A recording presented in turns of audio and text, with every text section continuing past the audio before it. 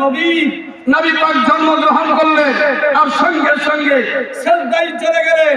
সিজদায় যাওয়ার পর বলছেন, ইয়া রাব্বি হাবলি উম্মতি, হে আল্লাহ আমার উম্মত আমাকে দিয়ে দাও, আমার উম্মত আমাকে দিয়ে দাও।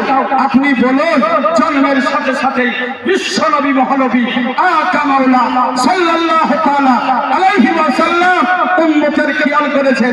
নবীর যখন জন্ম হয় আপনি কোথায় ছিলেন? মায়ের পেটে ছিলেন না, বাপের পৃষ্ঠে ছিলেন না। আপনার আব্বা দুনিয়াতে ছিল না, আপনার আব্বা তার আব্বার পিঠে ছিল না, দাদু দুনিয়ায় ছিল না, তার দাদু দুনিয়ায় ছিল না, 20 পিঢ়ি পর্যন্ত আপনার দুনিয়ায় ছিল না। ওই সময় নবী মুস্তাফা আপনাকে স্মরণ করেছেন,